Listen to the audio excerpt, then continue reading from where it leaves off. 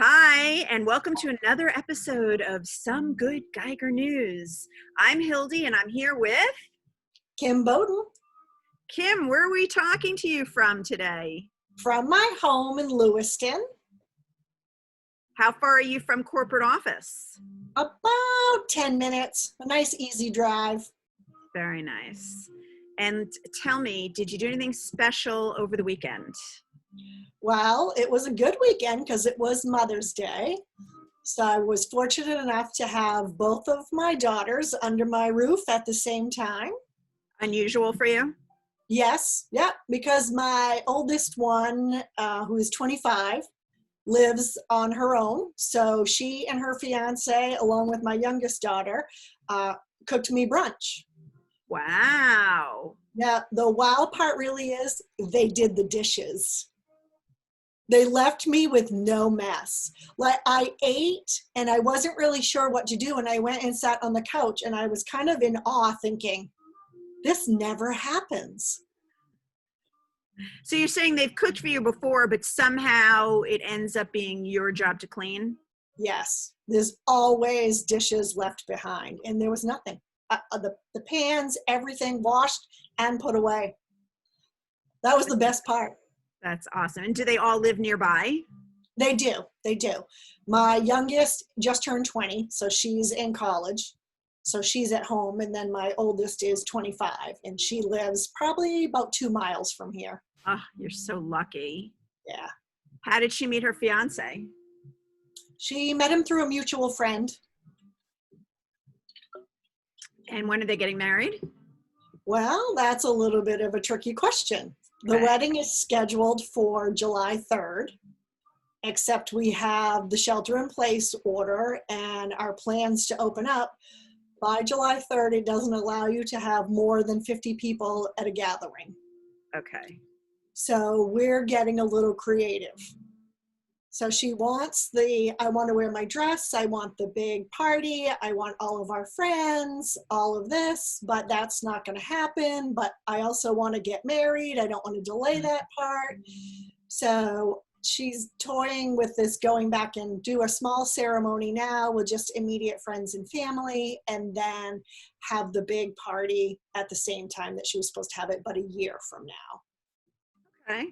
So as the mom of the bride, what's the thing that's bringing you the most joy for the upcoming wedding? I think just seeing how happy she is marrying this young man. I absolutely love him. She is very much like me, type A, high strung, in control kind of person. And honestly, she hopefully never hears this. I never thought really that she would find the one. And this fella really just wrangles her in.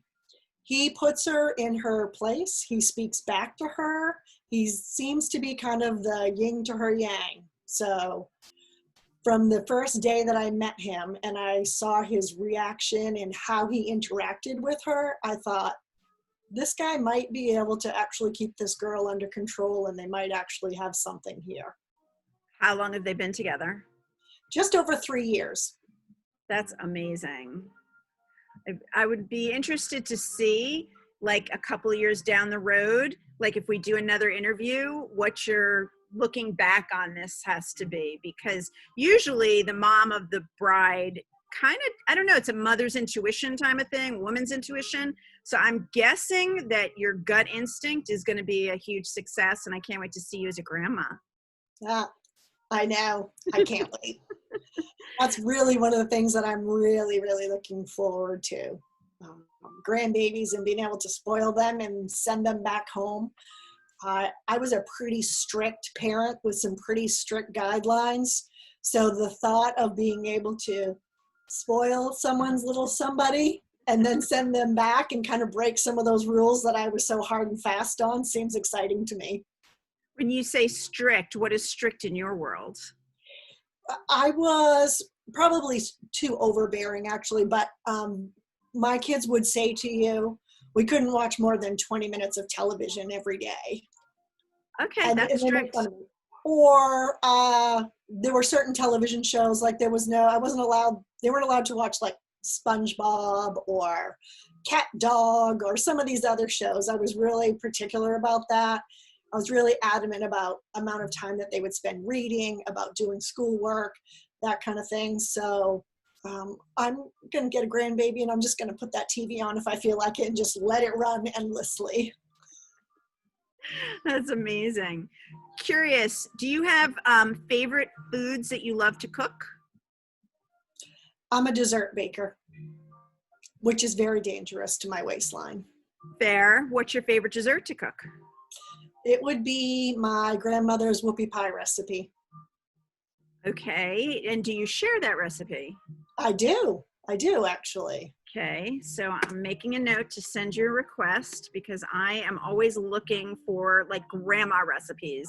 Anybody can go on YouTube and find what the hottest, latest, most popular is, but I'm all about grandma. Like my grandmother's, she used to make something called knishes. And I remember it would take 2 days because I don't know, whatever she did with the pastry, it just took a day to.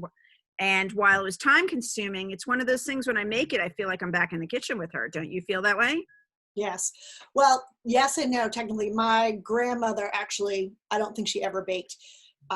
It's technically her housekeeper's recipe. So I have my grandmother's cookbook, and inside it, when you open up the front cover, and in the back cover and a couple pages in between, there's some handwritten recipes, and it would say, these are Audrey's favorites. So my grandmother, the whoopie pies that she loved are in there. Her favorite cookie is in there. Her favorite cake is in there. Okay. So all of her favorites that used to be made for her are in this book. Very interesting. And did you ever take that book and put it on in a cloud somewhere just in case, or no? I have the recipes all written down, and actually that's one of the things that I'm doing for my daughter for her wedding is I've bought a beautiful box and some recipe cards because, like you said, anybody can go on Google anything on the web. But for me, I want them handwritten down in my handwriting in the box for her. So when she takes those recipes out to make them, she will see my handwriting and know these are the things that I made for her growing up. I love that idea. That's going to be time consuming. I'm guessing it's a few recipes, right? It has been because, we're so used to just printing everything off on a computer. So it has been painstaking to continue. It's been months now that I've been writing recipe cards and putting them in this box. Would you say it's going to be 100 recipes? Probably. Wow. Did you put on any of the recipes, I'm including this because it reminds me when? I have little notes on there because I have recipes, obviously, that I will say, these were Nana's favorites, or these were, great Grammy's favorites, or because I have recipes from my ex-husband's side of the family, my side of the family. I got recipes from her fiance's family. So it's going to be a combination of all of those in the box together. So they're noted of where they came from, except for certain things that she would know were just totally mine. So note to anybody watching this, if you have upcoming weddings, I think Kim just gave you the most priceless and precious gift to give somebody. I love that. Last question. Kim, what's the best thing you've ever done for yourself? I know this is going to sound terrible, but honestly, it was successfully raising my daughters, removing them from an unhealthy situation, which was very challenging. But it really has helped me as an individual to grow. And I think it really has fostered them in a healthier environment and really turned them into the wonderful, amazing people that I've raised and created.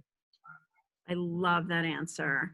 Thank you so much for sharing this time with me today. And if anybody has any questions for Kim, you can contact her directly through Geiger email or comments section. And any questions, or if you have any requests for me, for people to interview, if you want to be interviewed, please don't hesitate to shout us out. Have a great day, and I look forward to seeing you soon.